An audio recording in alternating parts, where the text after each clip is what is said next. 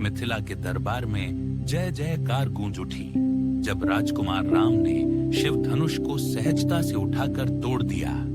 सभी राजा आश्चर्यचकित थे और जनक जी ने सीता का वरमाला राम को पहनाने का निश्चय किया। परंतु इस विजय ने एक महान अर्षी योद्धा को क्रोधित कर दिया। परशुराम। अचानक आकाश गरज उठा और धरती कांपने लगी। भयानक क्रोध में अग्नि नेत्रों वाले भगवान परशुराम प्रकट हुए। उनके हाथ में परशु, कुल्हाड़ी और कमर पर धनुष था। उन्होंने गर्जना की, किसी ने मेरी आराध्य शिव का धनुष तोड़ा है, सामने आओ।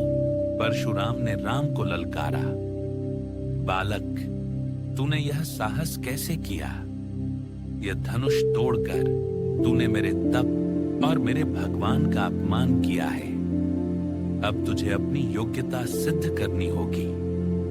मेरा विष्णु धनुष उठा और उससे बाण चलाकर दिखा।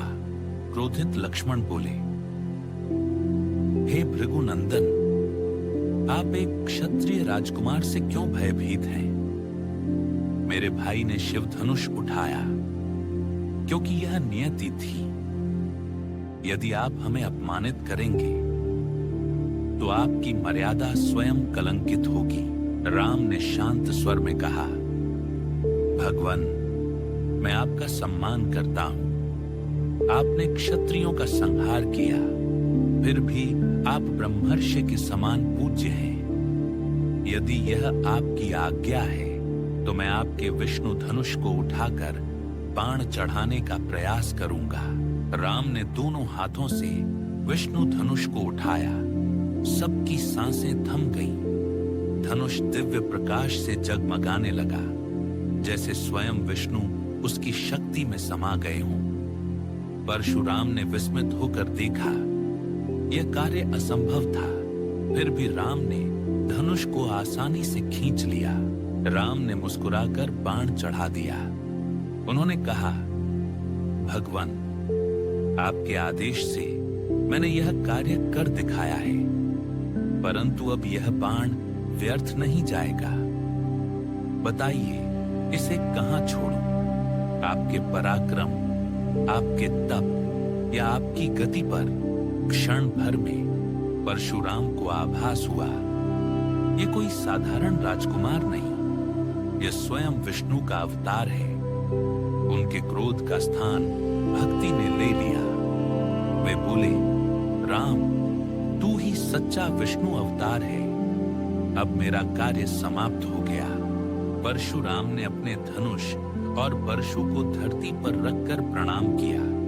वे बोले, अब से मैं तपस्या में लीन रहूंगा। राम, तुम इस धरती पर धर्म की रक्षा के लिए आए हो, विजय तुम्हारी होगी। ये कहकर वे हिमालय की ओर प्रस्थान कर गए। जनकपुरी में हर्षोल्लास छा गया। सीता ने राम को वरमाला पहनाई। सभी ने समझ लिया कि यह कोई साधारण मानव नहीं, बल्कि स्वयं धर्म का अवतार है। राम और परशुराम का यह मिलन इतिहास में सदा के लिए अमर हो गया। राम और परशुराम का यह अद्भुत मिलन हमें सिखाता है कि क्रोध से नहीं, बल्कि धर्म और विनम्रता से विजय मिलती है। अगर आपको यह कहानी पसंद आई तो और भी अद्भुत कथाओं के लिए चैनल को लाइक, शेयर और सब्सक्राइब कर